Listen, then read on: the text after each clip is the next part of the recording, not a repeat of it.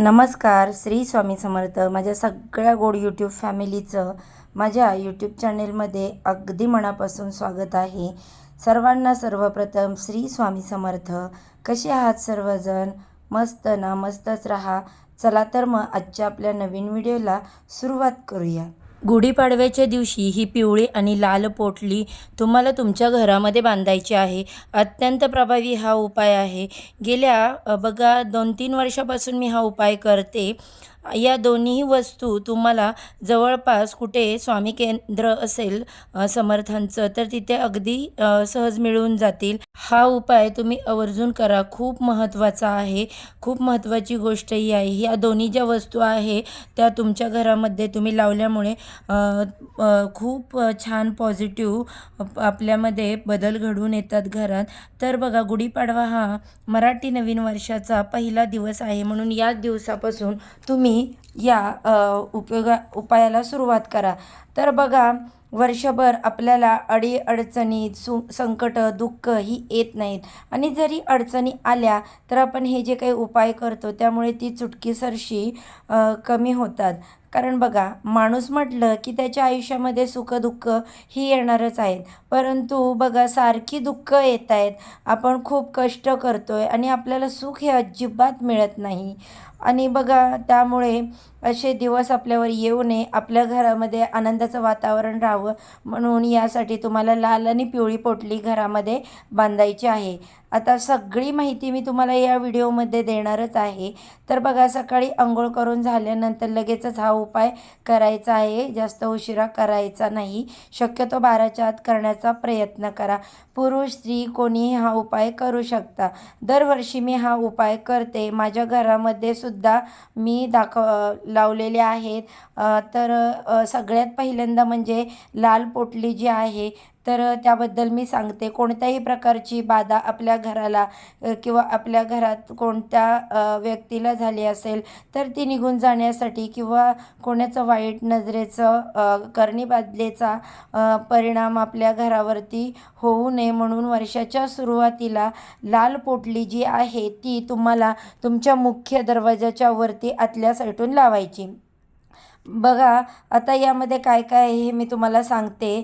जेव्हा तुम्ही ही पोटली घ्याल त्यासोबत तुम्हाला एक कागद दिला जाईल. त्याच्यामध्ये सगळी माहिती असते. गुढीपाडव्याच्या दिवशी 3 इंच वडाची मुळी आणि रंगारी हिरडा यामध्ये जो लाल पोटली आहे तर ती आहे. आणि हे आपल्याला हातामध्ये घ्यायचं, आणि आपल्याला श्री स्वामी समर्थ मंत्राचा एक माळ जप करायचा. या पोटलीला हळद, कुंकू, अक्षता अर्पण करायच्या आणि प्रार्थना करायची, माझे व माझ्या परिवाराचे आजारापासून रक्षण करावे, असा आपल्या महाराजांना, कुलदेवीला प्रार्थना करायची. आणि त्यानंतर ही पोटली आहे ती आपल्याला मुख्य दरवाजाच्या वरती आतल्या साईडून बांधून द्यायची आहे.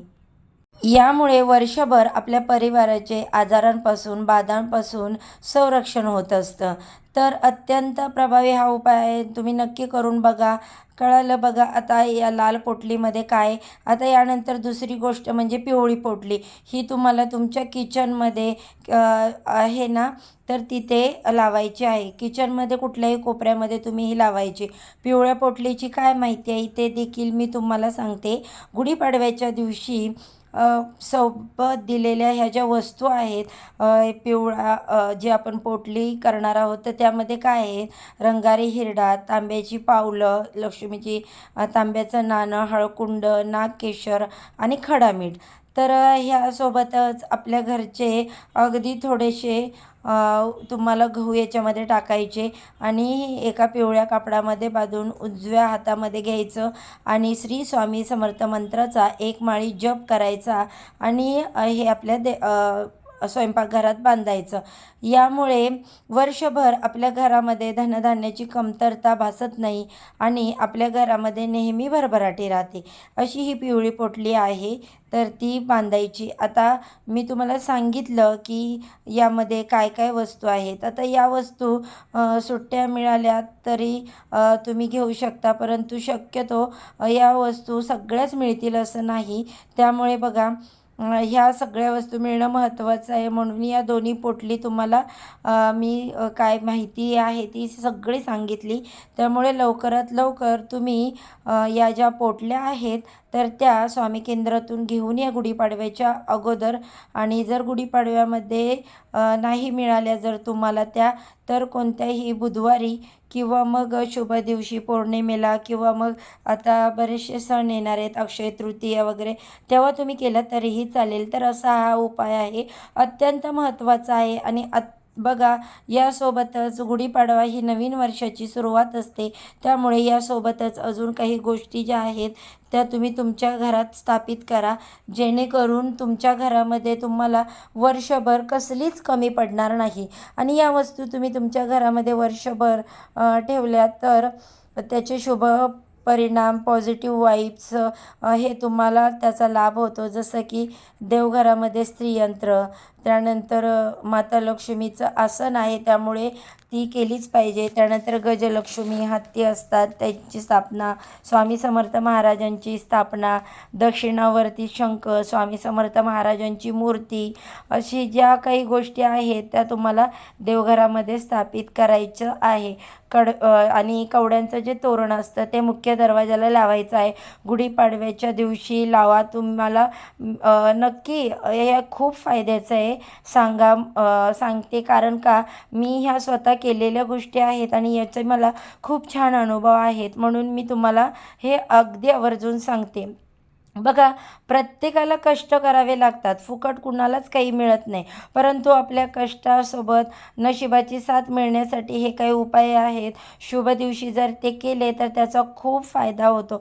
आज तुम्ही 500 कमवत असाल तर हे उपाय केल्यामुळे कष्टासोबत नशिबाची साथ मिळते. आणि यासोबत तुम्ही 500 जिथे कमवताय तिथे 1000 5000 कमवायला लागाल. दुपटीने तुम्हाला याचा फायदा होईल. म्हणून नक्की तुम्ही करा. कवड्यांचं तोरणसुद्धा तुम्ही मुख्य दरवाजाला लावा. बघा, आर्थिक संकट जे आहेत ती येत नाहीत, आणि आली तरी आपण अगदीच चुटकीसरशी पळवून लावतो. तुम्हाला ज्या जमतील यातल्या गोष्टी त्या तुम्ही नक्की घ्या. स्वामी केंद्रामध्ये सगळ्या गोष्टी भेटतात. किंवा मग तुम्हाला कुठे पूजेचा साहित्याचं सामान असेल तर तिथे तुम्ही नक्की घेऊ शकता. आणि एक गोष्ट लक्षात ठेवा, पोटलीचा उपाय जो आहे तो तुम्हाला करायचाच आहे.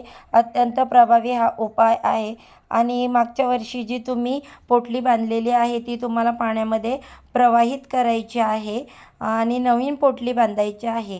कारण बघा, बऱ्याचशा ताईंनी मागच्या वर्षीसुद्धा पोटलीचा हा उपाय केलेला होता, पोटली बांधलेल्या होत्या. म्हणून गुढीपाडव्याच्या दिवशी हा पोटलीचा उपाय खूप प्रभावी आहे आणि तुम्ही नक्की आवर्जून कराल अशी मी अपेक्षा करते. आणि 100% अनुभव त्याचे तुम्हाला येतील.